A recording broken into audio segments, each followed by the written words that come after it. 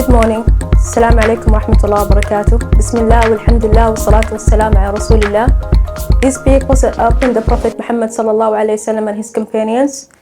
His Excellency Dr. Mayor Kawamba, Sierra Leone High Commissioner to the United Kingdom and Great Britain and Northern Ireland. His Excellency Ambassador of Pakistan and Rwanda Naeem Khan. His Excellency Ambassador Joseph Mutawumba and Excellency Ambassador of Yvette Firbet.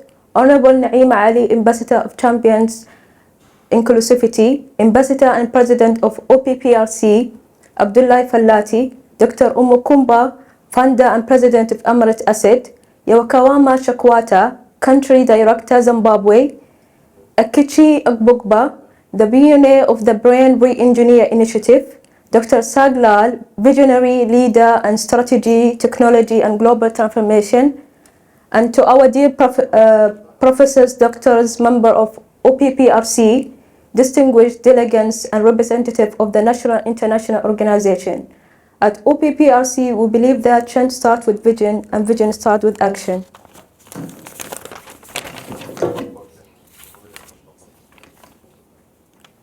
OPPRC is a non-protocol organization whose aims to work and design favorable conditions and conflicts prevention and development. In addition to these flagship activities, the OPPRC carried out a range of activities in the context social cohesion, peace buildings, conflict resolutions, and fight against terrorism and climate change in Africa. Our discussion throughout the conference will cover technology and innovation for social impact, training workshop focused on utilizing AI, data science, and blockchain to tackle community social issues, conference, discussion on technology and world sustainable, conference discussion, development and digital inclusion, and ethical AI, featuring speakers from entrepreneurship and researchers. Leadership, entrepreneurships, and globalized world, training sessions and aim to enhancing skills and leadership, communication, negotiation, and business planning. Conference keynotes for successful entrepreneurs and networking opportunity with global business leaders and policymakers, climate change and environmental sustainability, training, working workshop and sustainable practice in agriculture, renewable energy and waste management, conference discussion on climate change impact, adaptation, strategies, and youth lead initiative with the input from the climate science and activities. The goal is to empower youth with the knowledge and skills to tackle important social challenges to create a positive change in their community.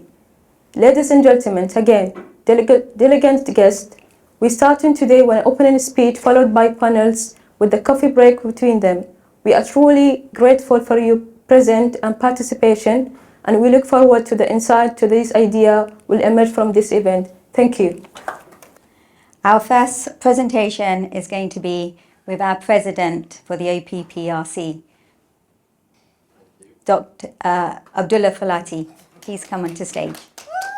Distinguished delegates from different countries, excellencies, ambassadors, dear participants, students, different delegates from different countries, thank you very much for participating in this conference, London OPPRC 2025.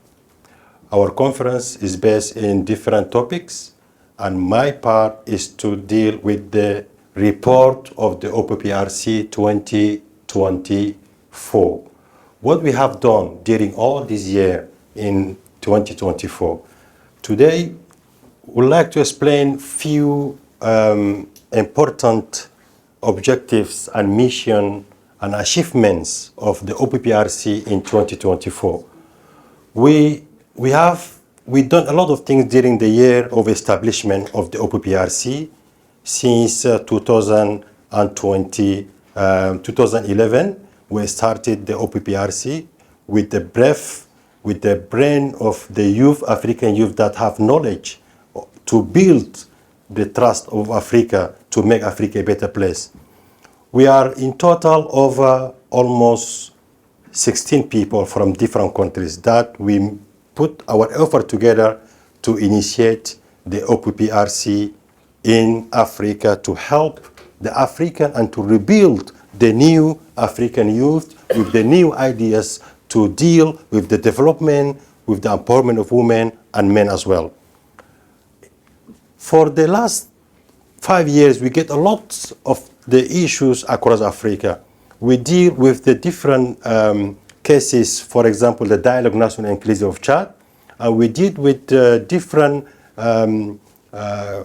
strategic and methodologies of how to make the African youth, to put them on the first line of the opportunities, because we have lack of opportunities in Africa, basically for African youth. Beyond that, we emerge as the peace-building influencer in many countries in Africa. One of them is the governance, citizen participation, and youth engagement across Africa. We have our vision is of a society that can enjoy sustainable development. Not only the African youth, but even the Asia has been included in our objective and in our mission as well. Opprc have different value that has building the strong communities across Africa.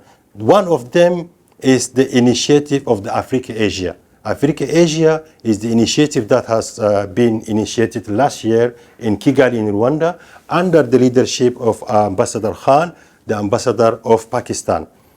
Why we initiate this Africasia? Because Africa and Asia, they have similarity, and we have different, we have the same background, same history in the past. And also, this kind of Africasia project that will lead and connect the Africa and Asia in the same process that they will build the society across Africa. This we call Africasia is a G102. G102 does mean 54 countries from Africa and 48 countries from Asia, that we are together to work in hand by hand to build Asia and Africa and the rest of the world. We train over 150 youth on AI technology. Those people are already being graduated from different universities in Africa, in Nigeria, Ghana, Burkina Faso, Mali, Chad, Cameroon, Sudan, everyone across Africa. Those youth, 150 youth, they are already been trained and they get job through our Opprc program. Because sometimes the students, when they are graduated, they need somebody to refresh them CV. Because the employee, the companies, they cannot recruit somebody have empty CVs. You cannot say I'm graduated from the university and I have my PhD or I have my master's degree and your CV is empty. So this is the internship, kind of internship to build them CVs to get more opportunities for job and for the others opportunities. This is the National Dialogue of Chad. Opprc has been invited by the government of Chad as the international NGO to come and assist the dialogue. As you know, Chad has been lost their president, 2021. And now we have a new president in place. That president needs help from everyone. So they called the Opprc as the peace builder to come and help the dialogue, how to involve everyone, come to the dialogue, to negotiate, to talks, you know, to find solution for the countries. We've been invited for 2 months in Chad. We stay under the leadership of the president of Chad, and also we sponsor some of the trip of the different people that come from abroad to participate in the Dialogue National Inclusive. And also we met, we have different MOU, we signed different MOU with the Minister of Foreign Affairs of Chad and Ambassador of Benin, and also with the Deputy High Commission of the United Kingdom in Chad. And also we had different objectives that related with the education and with gender-based, and also with the different approach like development, like internship, scholarship, and so on. Here, that's the big deal, the big problem, the issue that we face currently in Chad and in Cameroon, Niger, and also Sudan. We're fighting against the terrorism called Boko Haram. You know, after the death of the Colonel Gaddafi, the president, former president of Libya, the country has been stable with the guns, with weapons across Africa. That has created Boko Haram. We're supporting the militaries. This is a general called Opprc, the general of Chad. They're fighting against the terrorism across the continent, like the Sahel region. We support them, we're encouraging them, we give them kind of training, we give them kind of support, kind of new approaches how to deal with the terrorism and how to deal to eradicate the Boko Haram across the region of Sahel. Most of people over there, the youth, they will joining the Boko Haram because of the lack of opportunities. They can buy people over 500 pounds, 600 pounds. They give to the youth to join the Boko Haram Islamic State in Africa, and more likely is not just in Chad, but is across all the Sahel. They are facing all this kind of problems. We organize a debate, panel discussion with the different ministers of Chad. One of them, the Minister of Reconciliation, and one of them is the President of Parliament, and one of them, the President of Security, and one of them, the Minister of Women, and also the Minister of Youth and the Minister of Culture. Because this is they have impact of the development of Chad, and they have the impact of also of the societies, not only in Chad, but even the sharing the border with other countries. And that we're facing all the major problems, the youth, security, you know, and cultures, and women gender-based violence. Because Chad, they experience gender-based violence, every single minute there is gender-based violence across the country. So now the women, under the leadership of this minister called Amina, she leading this department to eradicate the gender-based violence across Africa. We've been invited by United Nations in Security Council last year. Why we've been invited by United Nations? Because United Nations, they know the OPPRC, they play an important role in security across the region, basically the Cameroon, the Nigeria, and the other countries. We've been invited, we talk, we tell them the truth about how we are facing many challenges across the Chad and across the region. Most of the challenges that we got is the sponsorship. You know, we are not in security. We need to put ourselves first before to put the others in security. Here, this is the big deal. The first NGO in Chad, in Africa, that the moment that the Sudanese conflict has been exploded in Sudan, people have displaced, have fled the conflict, they came to east of Chad. When they came to east of Chad, we are the first NGO. We've been there, we assist them with the education to integrate them in the society of Chad.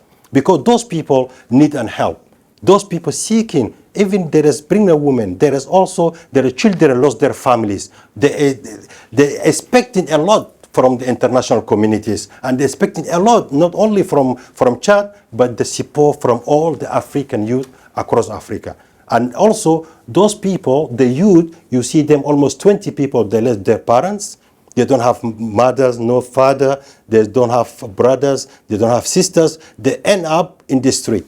So our NGO, we put them, all of them together, and then we make the education. We teach them the rule of Chad. We teach them the entrepreneurship. They can be like, they can't expecting just like staying, for example, waiting for government to give them a help. So we need them to be independent from themselves. This is the moment, this is the Deputy General Secretary of the United Nations, and we have the MPs from different regions that they came and helped us for the inauguration of this training center in Sudan. And this is the plan we did. This is the plan we did, and it's still ongoing. So we have almost 7 rooms for children that need education, and we have 3 rooms for like clinic, because we don't know if somebody like if the woman want to give their birth, there is no hospital at all. So we provide this kind of services to help the refugees, do not feel them like they are being really isolated from the others. And this is the budget that we need to, is still ongoing, the construction. And this the budget almost costs us 580 million of francs CFA, and we need more help to accomplish this kind of help to provide for the refugees. This is the ladies that we sponsor as the scholarship. We give her a scholarship in Rwanda. She has been the first lady. She have grade of 1950 overall, over 20. Is the first lady in Rwanda last year, 2024. She's is the AI engineering as well. We sponsor her for 5 years, and also when she's been graduated, we took her back to her country, and then we welcome her with all the youth across the country. They came to the airport, you know, they support her. There's music, culture. They are so proud of it. That is kind of offer the Africa need for today. This is the first Prime Minister of Chad, called Saleh Kibzabo. He called us, guys, come on. As you are NGO, you look very young with the brave ideas. What are you going to provide for the Chad for 2024? So we sign MOU with them, we give them new approaches, and also we insert the right of the women, because we want women to be in front, because it's according to United Nations resolution, we need to give an opportunity to the women. That's the things we need to work out in Africa to help and to provide women rights. Here we're working with program World Food Program in Chad, in related to the people that flee the conflict from Chad, from Republic Central Africa, and from Niger, because it's not just the Sudanese. There is a lot of refugees in Chad, in east of Chad. So we're working so close with this organization, World Food Program, to provide help, connection between us, World Food Program, and also the refugees.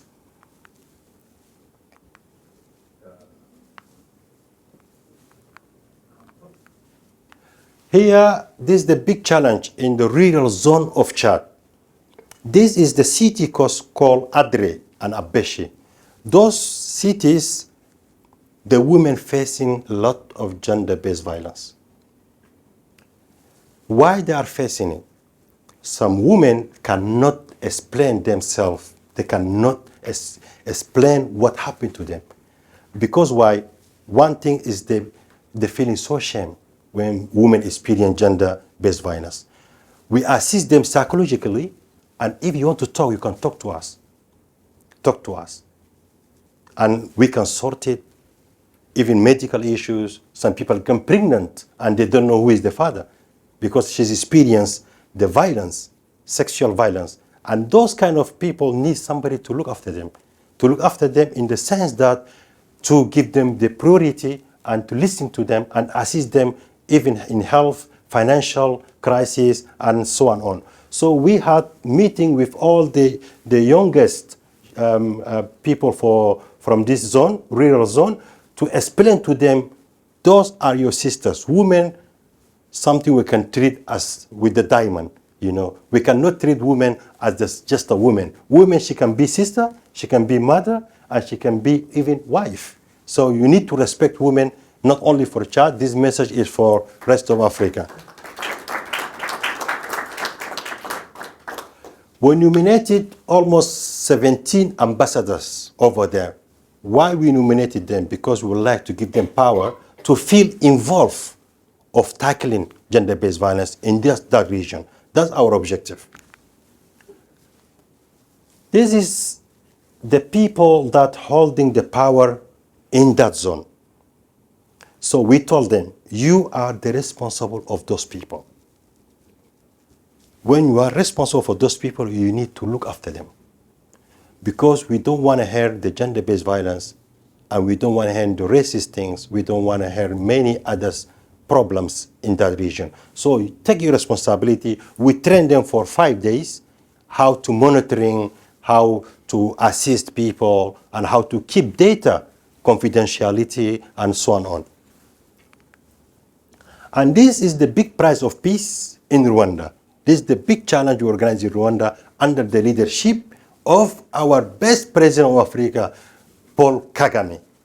This is united almost 70 universities across Kigali.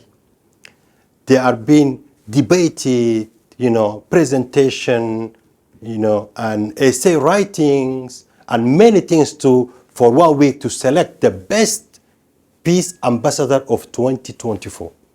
And this also has been decorated by Ambassador Naim Khan. Thank you for him. Can you clap for him, please? We give a scholarship to the East African University in Kigali. There are 4 people that had already left the university because of the lack of, they cannot afford to pay the scholarship, the fees of the education. And then the vice chancellor, they said those people, they are in 3rd year at university, but now they left the university because they don't have money to pay for it. Can you please help? So we put our effort together with the different partnership, and then we help them, and then we provide a scholarship of 5 people. And thank you again, Ambassador Khan. He's trained the Peace Ambassador of 2024. There are 7.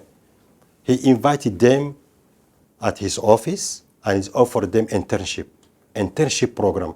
Not only internship, and he provided even food and drinks, and all the youths are so happy because of this service.